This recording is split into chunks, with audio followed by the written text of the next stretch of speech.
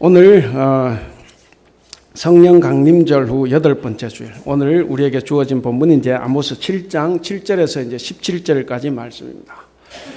혹시 여러분들 어렸을 때 부모님으로부터 가장 많이 들은 말이 혹시 뭡니까? 뭐 많이 있을 수가 있는데, 야 이놈아 제발 말 좀 들어라, 이 말이 아니었을까 싶습니다. 그저 공부하라면 어쨌든 이리저리 빠지고 자고 졸고, 심부름 시키면 그저 이렇게 도망가고. 저는 어렸을 때 우리 어머니가 빨래를 할 때 제일 힘들었어요. 그래서 빨래하는 날 같으면 아침에 어떻게 하면 도망을 갈까 사남매가 이렇게 고민을 합니다. 옛날에 펌프로 하지 않습니까? 빨래하면 계속 하루 종일 이렇게 펌프를 이렇게 물을 퍼야 되지 않습니까? 그게 참 힘들어요. 놀러도 못 가고. 그래서 빨래할 때 제일 힘들었어요. 그래서 도망가고 싶고. 그래서 무슨 일이든 시키면 어쨌든 뭐 이렇게 뺀질뺀질합니다. 그러다가 부모님이 또 이런 말씀을 하시죠. 저렇게 말을 안 듣고서야 도대체 커서 뭐가 될라고, 이렇게 말씀을 하십니다. 제 이야기입니다. 그러다가 또 회초리로 또 맞기도 합니다. 참 회초리로 많이 맞았어요. 어른들은 꼭 회초리로 때릴 때 회초리 해오라 그래요. 2개가 왜 이렇게 적게 왔어? 또 많이 가면 또 많이 맞고. 그런데 어찌됐든 그렇게 회초리로 맞기도 하며 지냈습니다.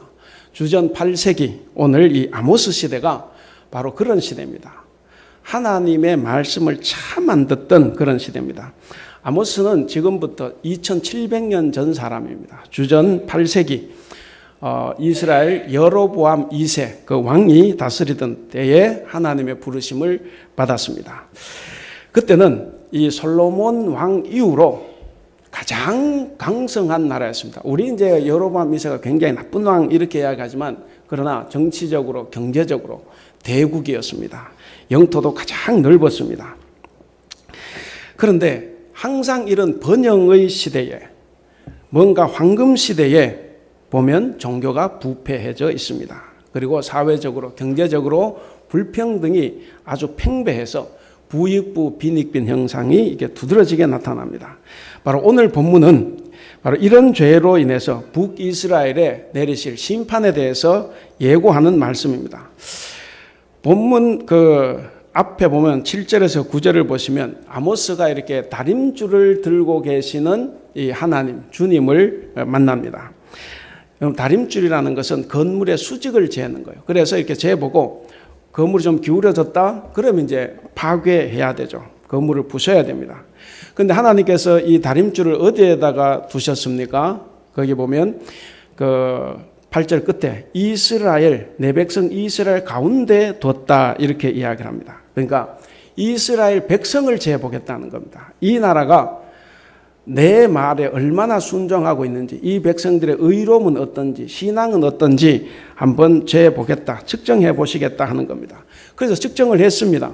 측정을 했는데 어떻게 됩니까? 8절 끝에 다시는 용서하지 아니하리라. 그러니까 측정 결과 이 건물은 파괴할 수밖에 없습니다. 바로 북이스라엘은 부실 건물로 측정이 됐다 하는 겁니다. 당시 이스라엘 사회에서 의인과 죄인은 간단합니다. 요즘 말로가 아니고 당시에 의인은 부자고 죄인은 농부입니다. 이 부자는 농민에게서 빚을 받아야 하는 정말 순수하고 의로운 사람이에요. 반대로 농민은 부자에게 진 빚을 갚지 않는 아주 사악한 죄인입니다. 그러나 아모스를 통해서 말씀하시는 하나님께서는 이 의인과 악인을 반전을 시킵니다. 바로 아모스에게서 죄인은 부자와 정치인 등 사회 지도 계층 사람들입니다. 이 사람들의 핵심적인 죄는 뭐냐면 자신들의 권력과 그리고 부와 그리고 자신들의 위신을 위해 가지고 이 사회 경제적으로 약자인 이 가난한 이 농민들을 조직적으로 짓밟는 일이었습니다. 그러나 이 죄가 지도층에게만 있었던 것은 아니에요. 바로 오늘 아마스야를 대표로 해서 보지만 이 하나님의 심판은 이 종교 지도자들의 이 죄가 커서 더 가중이 됐습니다. 당시의 예언자들과 제사장들은 가난한 자들을 외면했습니다. 지배 권력이 지은 죄에 대해서는 다 눈을 감았습니다. 종교인들이 기득권층을 위해서 사실을 숨기고 그리고 진실을 왜곡했습니다. 이 종교인, 그러니까 이 제사장과 이 예언자들이 왕의 심기를 보살피고 왕의 심기를 경호하는데 온 힘을 다했습니다. 정작 하나님의 심기는 보살피지 않았습니다. 그래서 하나님은 이 이스라엘을 부실한 건축물로 판정한 겁니다. 그러니까 이제 부숴야죠. 부숩니다. 부숩니다. 부셔요. 이제 곧 심판이 닥칠 것입니다. 우리가 하나님의 심판을 받지 않으려면 어떻게 해야 됩니까? 이것을 반면교사로 삼으면 우리는 제대로 된 믿음을 가져야 합니다. 그러려고 하면 우리는 우리에게 들려지는 말씀, 이 예언과 계시가 참인지 거짓인지를 구별할 수 있어야 합니다. 어떻게 구별합니까? 바로 오늘 본문이 우리에게 그것을 가르쳐주고 있습니다. 하나님의 심판을 선언하는 오늘 본문 10절부터 보시면 10절부터 17절까지 나누어 보면 4단락으로 나눌 수가 있습니다. 각기 2절씩입니다. 10절과 11절은 아마샤가 인간 왕에게 보고하는 내용입니다. 그리고 12절과 13절 두 번째 부분은 이제 아마샤가 아모스에게 말하는 장면입니다. 그러니까 아모스에게 맞서는 이야기죠. 그 다음 세 번째 부분은 14절에서 15절입니다. 이제는 아모스가 아마샤에게 대항하는 장면입니다. 그리고 끝부분 네 번째 16절 17절은 아마샤가 진짜 왕이신 하나님께로부터 메시지를 듣는 장면입니다. 이 구조를 보면 여러분 오늘의 주인공은 누구일 것 같습니까? 아마샤일 것 같습니까? 아모스일 것 같습니까? 아모스 이렇게 해도 되겠지만 그러나 구조적으로 여기서는 아마샤가 주인공으로 등장이 됩니다. 따라서 오늘 설교도 이 구조를 따라가면서 이 아마샤의 언행을 중심으로 말씀을 드리려고 합니다. 혹시 여러분 들으실 때 제가 아마샤를 반대로 이야기할지 몰라요. 이게 첫자가 같아가지고 헷갈릴 수 있습니다. 여러분들 잘 이해하고 들어주시면 고맙겠습니다. 이제 본격적인 심판을 앞두고 본문의 구조처럼 아모스와 아마샤가 이제 대결을 펼칩니다. 이 대결을 통해서 우리는 두 가지를 알 수가 있습니다. 첫째는 둘 중 누가 하나님의 소명을 받은 참 예언자인가, 참 종교 지도자인가 하는 것과, 그리고 두 번째는 둘 중 누구의 말이 하나님으로부터 온 참 예언인가 하는 거죠. 그것을 우리가 이제 알게 됩니다. 이 말씀으로 여러분들의 신앙과 삶을 한번 돌아보시고 새롭게 되기를 바랍니다. 먼저 첫 번째 부분입니다. 10절 11절 아마샤가 자기 왕 여로보암 2세에게 보고하는 내용입니다. 우리가 10절 11절을 같이 한번 읽어보겠습니다. 10절 11절 시작. 때에 베델의 제사장 아마샤가 이스라엘의 왕 여로보암에게 보내어 이르되 이스라엘 족속 중에 아모스가 왕을 모반하나니 그 모든 말을 이 땅이 견딜 수 없나이다. 아모스가 말하기를 여로보암은 칼에 죽겠고 이스라엘은 반드시 사로잡혀 그 땅에서 떠나겠다 하나이다. 그랬습니다. 자, 여기서 아마샤는 어떤 사람입니까? 직분이 베델의 제사장이라고 합니다. 간단해 베델의 제사장. 그런데 여러분 이 베델의 제사장 이 말이 단순한 말이 아닙니다. 그냥 평범한 제사장이 아니고 이 아마샤가 직접 왕에게 보고하는 것을 봐도 알 수가 있지만 이 사람은 베델과 온 북왕국 종교를 대표하는 대제사장이라고 볼 수가 있습니다. 이런 사람이 지금 아모스의 예언을 듣고 어떻게 행동하고 있습니까? 그가 정말 진실한 대제사장, 하나님의 대제사장이라고 하면 예언자가 전한 말이 참인지 거짓인지를 하나님께 여쭤봐야 됩니다. 그런데 그가 왕에게 여쭤보고 있습니다. 그것도 그 말을 보면 이 여러 가지 문제를 담고 있습니다. 이 세상에 부패한 왕에게 보고하는데 그 비방하는 보고서에 몇 가지 문제가 있습니다. 첫째는 뭐냐면 이 10절을 보시면 사실을 왜곡했습니다. 아모스는 우리가 앞부분을 안 읽어서 조금 그렇지만 아모스는 오직 부패한 종교와 사회에 대해서 하나님께서 심판하신다 이렇게 선고했습니다.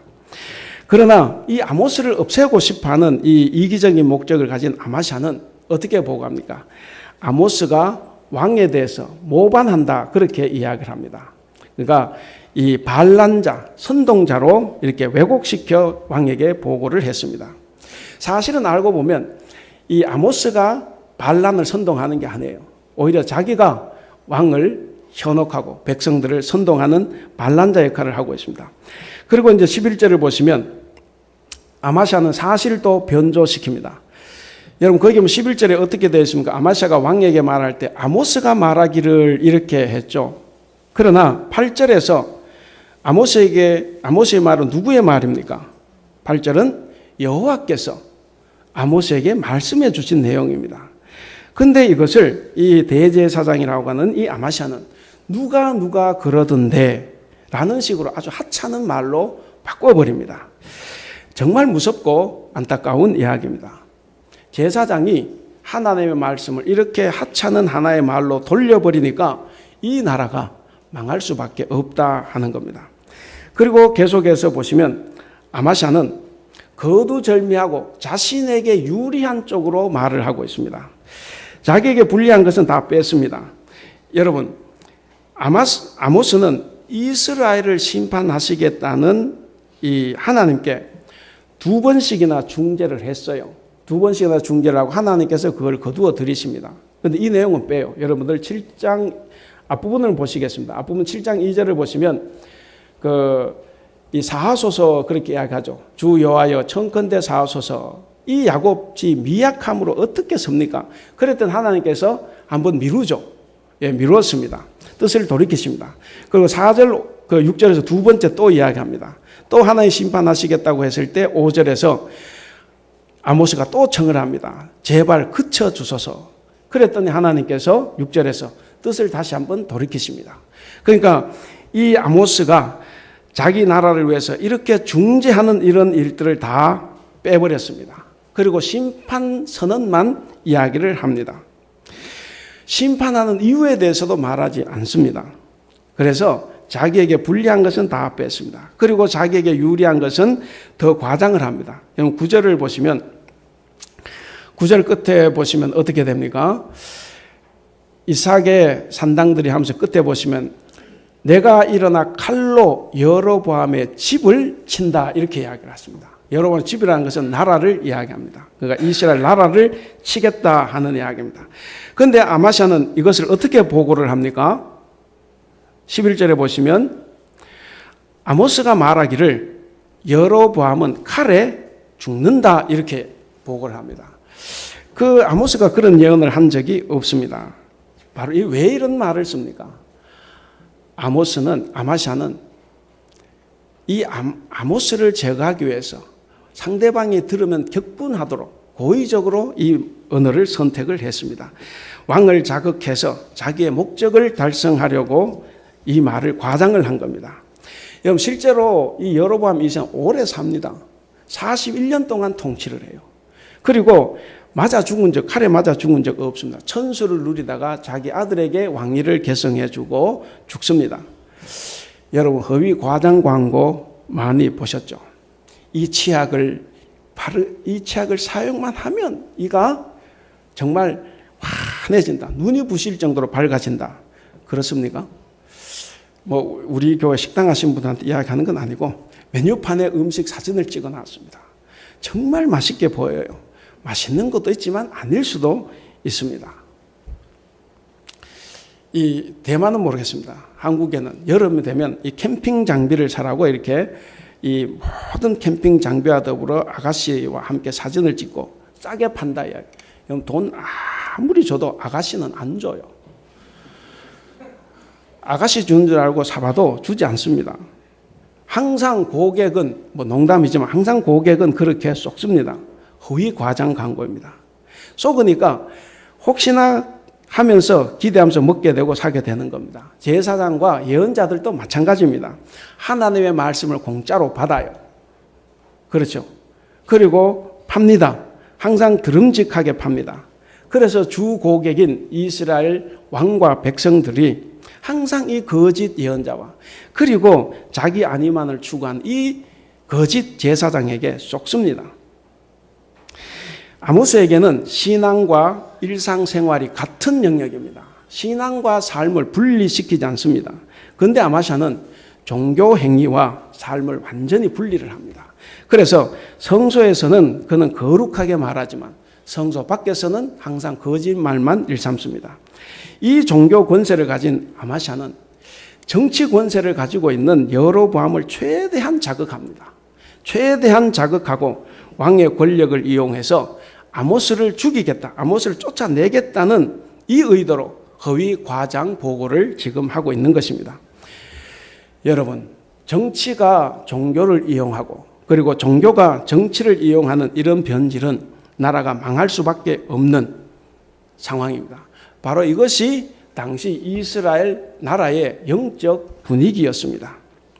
두 번째 부분입니다. 12절, 13절. 이제 아마샤가 왕에게 보고를 하고 난 다음에 아마사에게 맞서는 장면입니다. 우리가 12절, 13절을 함께 읽어보겠습니다. 시작.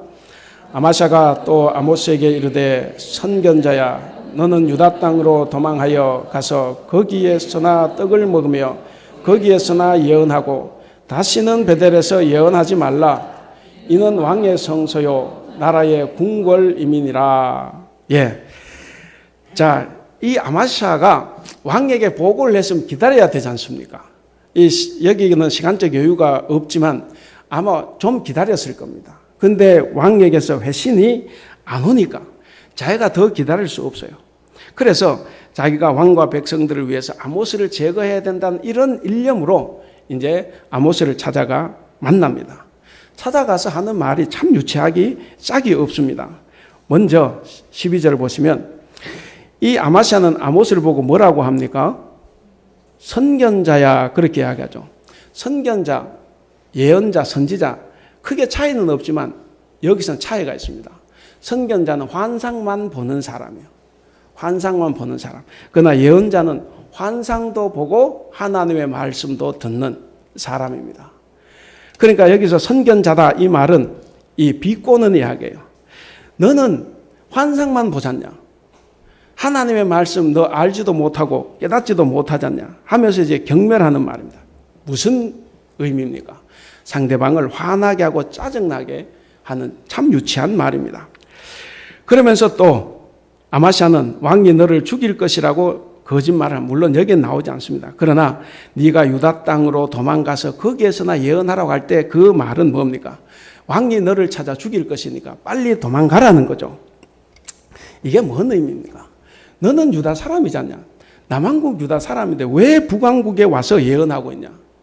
어차피 너는 곧 있으면 네 나라로 돌아갈 것 아니냐? 돌아갈 건데 왜 우리나라에서 소란 피우고 이러쿵저러쿵 말을 하냐?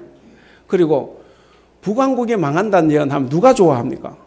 남왕국이 좋아하잖냐? 그러면 남왕국에 가서 예언하라는 거예요.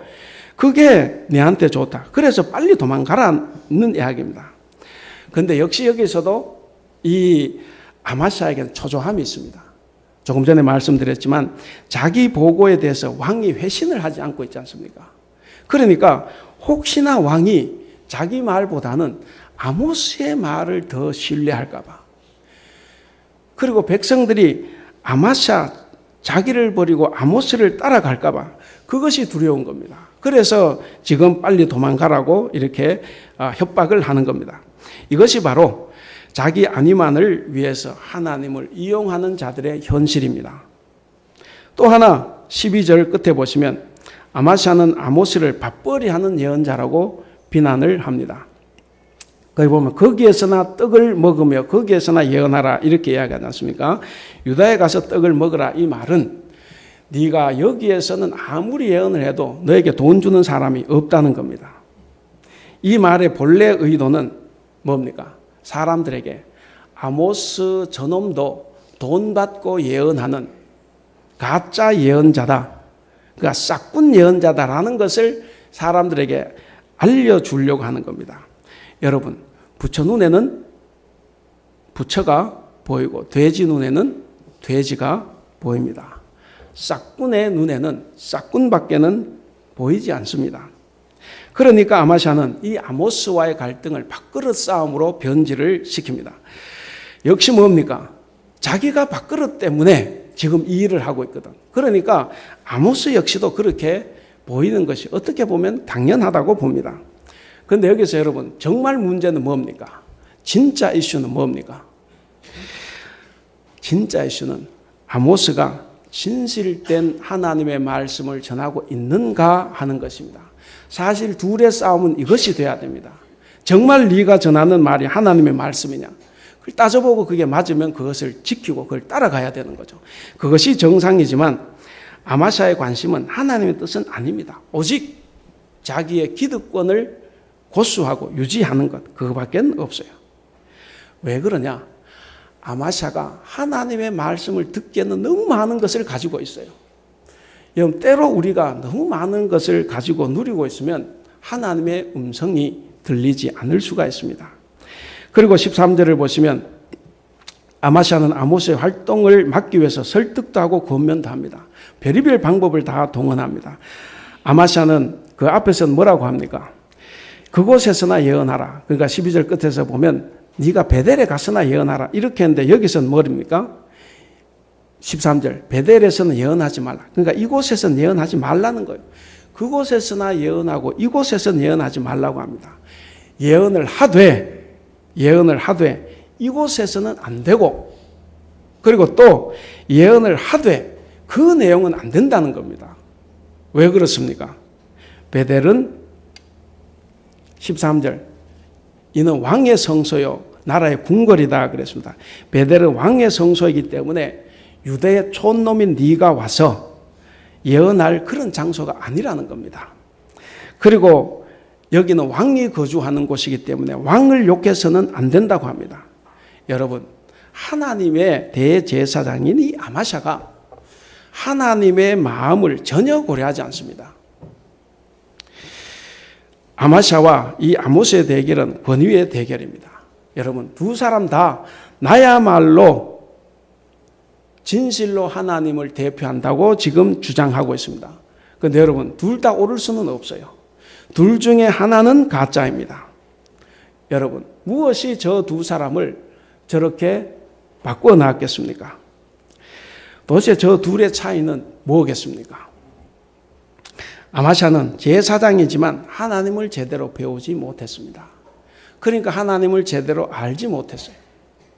그리고 하나님을 제대로 체험도 못했고 경험도 하지 못했습니다. 그런 사람이 왕이 자기의 말을 끝까지 믿어주기를 바라고, 그리고 백성들은 자기만을 따르도록 하려고 하니까 저런 꼴이 되고 만 것입니다. 여러분, 대제사장은 하나님 다음으로 높은 사람입니다. 그리고 제일 권위를 가지고 있어요. 그런데 이 사람이 볼 때 저 아모스 때문에 자신의 권위가 자꾸 땅에 떨어진다는 겁니다. 그래서 아모스를 제거해야 된다. 곧 하나님의 말씀을 제거해야 된다고 보는 겁니다.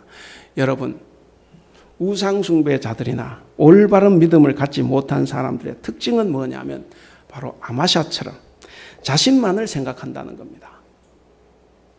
그래서 우리 모두의 유익을 바라는 하나님의 말씀을 멀리합니다. 그러니까 하나님이 심판하실 수밖에 없을 겁니다.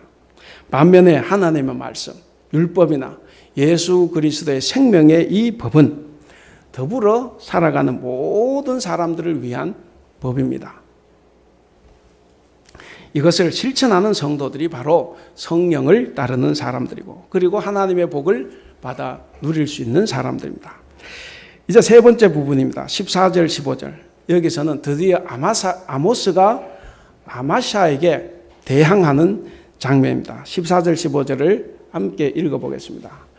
아모스가 아마샤에게 대답하여 이르되 나는 선지자가 아니며 선지자의 아들도 아니라 나는 목자요 뽕나무를 재배하는 자로서 양떼를 따를 때에 여호와께서 나를 데려다가 여호와께서 내게 이르시기를 가서 내 백성 이스라엘에게 예언하라 하셨나니. 예. 이 아모스는 아마샤에게 지금 이런 이야기를 하고 싶은 거예요. 당신이 뭔데 하나님의 말씀을 전하지 못하게 하느냐? 도대체 무엇이 중한디? 무엇이 중하냐고? 왜 말을 못하냐고? 이 노마. 요즘 유행하는 말이랍니다. 한국에서. 곡성 영화에 나왔다고 하는데 바로 이렇게 이 아모스가 아마샤에게 말하고 싶었을 겁니다. 그러나 아모스는 자신의 소명 문제를 먼저 밝히는 것으로 답을 합니다. 뭐라고 합니까? 나는 예언자, 선지자도 아니고 선지자의 아들도 아니다. 여기 아들이란 제자입니다. 나는 예언자도 아니고 예언자의 아들도 아니라고 말을 합니다. 이 말의 이 정말 속뜻은 뭐냐면 나는 대중들 앞에서 사람들 앞에서 사례비를 바꿔서 예의 바르게 그리고 경건하게 말을 하는 그런 종교인은 아니다 하는 겁니다. 실제로 당시 남북 왕국 다 마찬가지입니다. 이 이스라엘 사회에서는 왕이나 권력자 주변에서 항상 그들을 편하게 하면서 자신들의 기득권을 유지하려고 듣기 좋은 말, 예의 바른 말만 늘어놓았던 직업 예언자들이 많이 있었습니다. 작년 우리 한국에 조창기도할 때 보면 대통령을 모셔다 놓고 어느 분이 설교를 하면서 그랬어요. 보통 여자 지도자들이 몸매도 안 좋은데 우리 지도자는 몸매도 좋고 막 했습니다. 항상 왕 앞에서는 예의 바른 말, 경건한 말, 듣기 좋은 말만 합니다. 바로 이 아마샤가 그런 사람 중에 한 사람입니다. 그런 상황에서 아모스는 아마샤를 보고 뭐라고 합니까? 나를 너처럼 취급하지 말라는 거예요. 나는 너 같은 자가 아니다 하는 것을 말하고 있습니다. 그러니까 아모스는 아마샤가 자신을 그렇게 싹군 목자로 이야기하는 것에 대해서 대단히 분개를 하고 있습니다. 그러면서 아모스 자신은 인간이 세운 예언자가 아니라는 거예요. 하나님께서 세워주셨다. 그래서 거기에 이야기를 하고 있지 않습니까? 나는 아닌데 어떻게 나는 목자요 뽕나무를 재배했던 자입니다. 그런데 어느 날 하나님께서 자기를 부르셨다 하는 거죠. 그래서 아모스 자신은 결코 너처럼 왕이 인간이 세운 그런 제사장이 아니라 나는 하나님으로부터 직접 소명을 받은 예언자다 하는 것을 분명하게 밝히고 있습니다. 여러분, 아마샤의 권세는 누구에게 속해 있습니까? 왕에게 속해 있습니다. 그래서 적들에게는 재앙을 내리게 하지만 왕에게는 항상 좋은 말, 부드러운 말로 샬롬을 외쳤습니다. 반면 아모스의 권세는 누구에게 있습니까? 진짜 왕인 하나님께 있습니다. 그렇기 때문에 심판은 세상 왕이 하는 것이 아니라 누가 합니까? 바로 하나님이 하신다고 확신하고 있는 겁니다. 아모스는 모든 것을 하나님의 관점에서 바라봤고 하나님의 관점에서 평가를 했습니다. 그래서 사람들이 듣고 싶어하는 말이 아니라 하나님이 주신 그 말씀을 선포했습니다. 그래서 그는 어떤 위협과 협박에도 흔들리지 않았습니다. 달콤한 유혹에도 넘어가지 않았습니다. 사랑하는 우리 성도 여러분, 여러분들은 이 시대에 하나님께서 여러분들을 쓰시기 위해서 부르셨습니까? 예, 다 그렇다고 대답을 했습니다. 정말 확신하십니까? 예. 여러분들의 소명의식이 확실하고 여러분들이 정말 정직하게 하나님 앞에 서 있다고 하면 어떤 말이 들리고 어떤 유혹이 와도 어떤 시련이 닥쳐와도 여러분 흔들리지 않기를 바랍니다. 우스갯소리로 남자는 평생 두 번 눈물을 흘린다 그랬습니까? 예. 그걸 이야기하면 참다운 성도는 딱 한 번 흔들려야 됩니다. 어떤 경우? 하나님 말씀 앞에서만 우리가 흔들리지 다른 것에서는 흔들릴 필요가 없습니다. 요즘 세계 경제가 많이 안 좋습니다. 직장에 다니시든지 사업을 하시든지 여러 가지 어려움이 많이 있을 줄 압니다. 낙심하고 정말 흔들리고 실망할 때가 많습니다. 그러나 여러분들의 일에 충실하시기 바랍니다. 하나님께서는 우리가 알지 못하지만 때가 되면 하나님 다 채워주시리라 저는 확신을 합니다. 마지막 네 번째입니다. 16절 17절 여기서는 이제 아마샤가 진짜 왕으로부터 메시지를 듣습니다. 누구를 통해서? 아모스를 통해서. 아까 첫 부분에서 뭡니까? 가짜 왕에게 보고를 했지 않습니까? 그런데 이제는 진짜 왕에게 자기가 소리를 듣는 거예요. 16절에서 17절을 같이 읽어보겠습니다. 시작. 이제 너는 여호와의 말씀을 들을지니라. 내가 이르기를 이스라엘에 대하여 예언하여 이르기를 여호와께서 이와 같이 말씀하시기를 내 아내는 성읍 가운데서 장녀가 될 것이요 내 자녀들은 칼에 엎드러지며 내 땅은 측량하여 나누어질 것이며 너는 더러운 땅에서 죽을 것이요 이스라엘은 반드시 사로잡혀 그의 땅에서 떠나리라 하셨느니라. 아멘. 예. 아까 첫 부분에서 봤을 때 이 아마샤는 왕에게 어떻게 보고를 했습니까? 아모스가 반란자라고, 반란을 선동하는 자라고 왕에게 기별을 했습니다. 여기서는 하나님께서 아모스에게 아마샤에 대해서 어떻게 기별을 합니까? 하나님께서 아모스에게 기별을 하기를 아마샤가 반란자라는 거예요. 아마샤가 반란자라고 기별을 합니다. 여러분, 아모스는 국가 권력, 종교 권력 앞에서 죽을 수도 있습니다. 우리 여전도원들 이 예언자에 대해서 공부를 해봤지만 이 예언자는 항상 죽을 각오가 되어 있는 사람입니다. 왜? 왕에게 가서 그것도 부도덕하고 악한 왕, 악한 지도자들에게 말을 하기 때문에 항상 그 죽음을 무릅써야 됩니다. 그리고 종교 지도자들에게 외쳐야 되기 때문에 언제든 죽을 수가 있습니다. 그럼에도 불구하고 부름받아 나선 이 아모스는 어떤 위험에도 좌절하지 않습니다. 그 운명을 수용했습니다. 그래서 이제 아모스는 하나님의 말씀을 듣지 않은 이 아마샤에게 하나님의 심판을 선언합니다. 여러분 그 17절을 읽어보시면 4+1입니다. 4 더하기 1 재앙이에요. 네 가지는 아마샤와 그의 집안에, 그리고 마지막 하나는 이스라엘 나라에 내리는 재앙입니다. 거기 보시면 첫째는 아마샤의 아내는 부끄러운 일을 당할 것이다. 자식들은 살해된다. 아마샤의 땅은 남들의 소유가 될 것이다. 그랬습니다. 여기서 재밌는 것이 있어요. 제사장은 땅을 소유하면 안 됩니다. 알죠? 율법이에요. 그런데 땅이 있어요. 왜 땅을 가지고 있습니까? 왕에게 빌붙었고 자기의 어떤 권위를 이용해서, 왕을 이용해서 아마 부동산을 엄청나게 투기를 했을 겁니다. 그래서 땅을 가지고 있어요. 그 땅이 이제 남들의 소유가 될 것이다 이야기합니다. 그리고 네 번째, 아마샤는 포로로 잡혀가서 그 더러운 땅에서 죽을 것이다 했습니다. 그리고 이제 플러스 1입니다.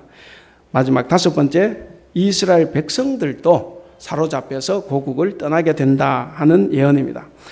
결국에 이 아모스가 이 예언을 했는데 여러분, 이 예언을 하고 약 30년 정도가 지난 다음에 이스라엘은 망합니다. 주전 722년에 아시리아에서 망했습니다. 이때 들었다면 안 망했겠죠. 이 재앙이 여러분 가혹할 수 있습니다. 사람에 따라서 하나님께 왜 저렇게 가혹하게 나라까지 망하게 하냐, 왜 저 집안은 저렇게 힘들게 하냐 할 수 있지만, 그러나 여러분 이 벌은 행한 대로 보응하시는 하나님의 법칙입니다. 행한 대로 갚으시는 하나님이시기 때문에 이 아마샤가 그동안 왕으로부터 받고 백성으로부터 이 빼앗은 것이 얼마나 많습니까? 거기에 비례하는 거예요. 그래서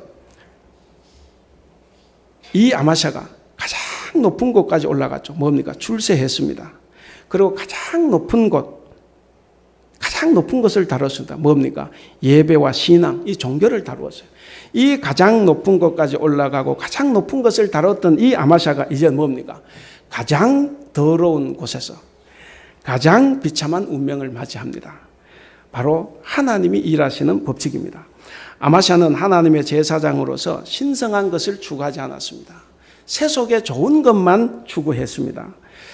그는 아마 하나님의 심판을 이 심을 듣기까지, 그리고 아마 듣고 난 이후에 망하기 전까지도 자기는 가진 것을 누리고 즐기며 살았을 겁니다.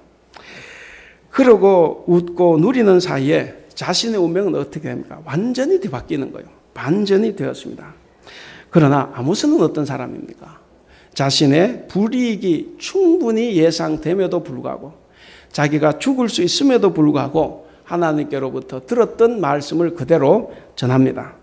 사랑하는 우리 성도 여러분, 하나님께서 우리에게 정해주신 장소에서, 그리고 정해주신 대상에게 우리는 바로 가감없이 하나님의 정의의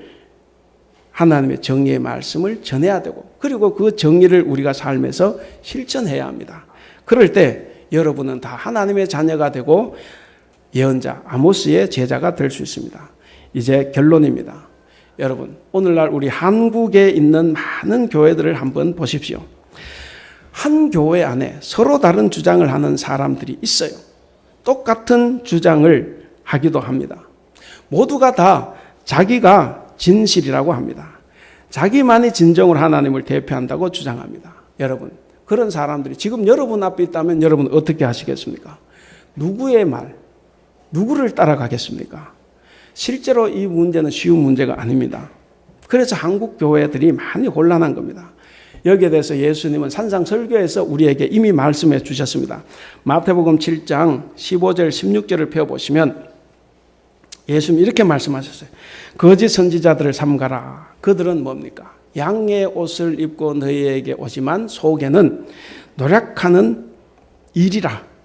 그들의 열매로 그들을 알지라. 그렇게 이야기했습니다. 여러분, 예수님은 우리에게 말씀해 주셨어요. 양의 옷을 입은 두 사람 가운데 누가 속에 이리를 품고 있는지 그 지혜를 가르쳐 주셨습니다. 계속해서 마태복음 7장 20절을 읽어보면 이렇게 되어 있습니다. 그러므로 너희는 그 열매를 보고 그 사람들을 알아야 한다. 한국교회 대형 교회들이 많이 그렇지만 거기에 지도자들이 보면 분명히 그 행실로 다 드러났습니다. 그럼에도 불구하고 따라가요. 그래서 한국교회가 참 힘이 든 겁니다. 성도 여러분, 하나님의 이 말씀, 이 예수님의 말씀을 다림줄로 삼아서 아마샤와 아모스를 한번 우리가 측정해 보겠습니다. 먼저 아마샤를 측정해 보겠습니다. 어떻습니까? 첫째, 그는 왕에게 항상 좋은 말, 샬롬만 외칩니다. 백성은 싫어해도 왕에게는 좋은 소리를 들을 수 있습니다. 그래서 항상 왕에게는 예의 바르고 경건한 말만 합니다.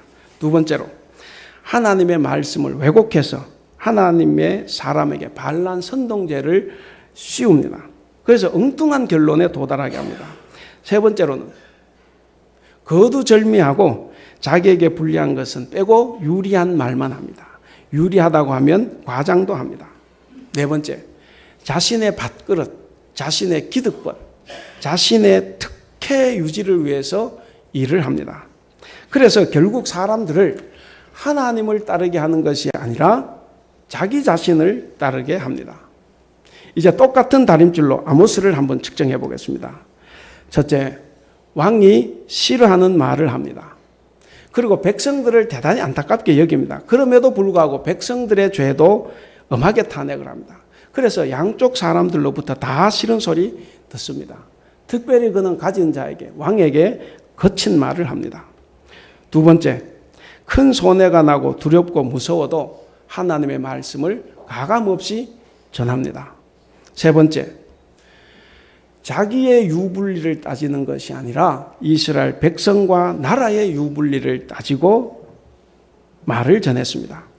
네 번째, 샬롬, 평화, 이 번영보다는 항상 심판을 외치고 회개를 촉구했습니다. 그래서 결국 사람들을 자기를 따르게 하는 것이 아니라 하나님을 믿고 따르게 한 것입니다. 이제 말씀을 맺겠습니다. 성도 여러분, 여러분은 이 아마샤와 아모스 중에서 누구에게 속해 있습니까? 누구를 따라가고 있습니까? 그러나 사실 여기서 중요한 것은 사람의 문제가 아니죠. 사람의 문제가 아니라 그 사람의 말과 그 사람의 삶이 중요한 것입니다. 우리가 아마샤와 아모스를 측정해 본 결과 누가 옳았습니까? 바로 아모스가 옳았습니다. 아모스의 삶과 아모스의 말이 하나님께로부터 왔기 때문입니다. 그렇다면 여러분들은 오늘 제목처럼 어떻게 믿어야 합니까? 어떻게 믿어야 합니까? 다 말씀하시는 생각하는 대로입니다. 우리가 아모스를 따라 믿으면 됩니다.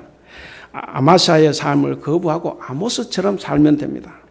여러분들이 정말 아모스처럼 말하고 아모스처럼 살아갈 때 아모스 제일 끝에 아모스 9장 11절 12절에서 말씀하시는 회복에 관한 말씀이 있습니다. 하나님의 회복의 은혜와 부흥과 발전의 역사가 여러분들의 삶과 일터에 충만하게 될 것입니다. 그래서 우리가 다 같이 한번 읽어보겠습니다. 아모스 9장 11절 12절 앞에 띄웠습니다.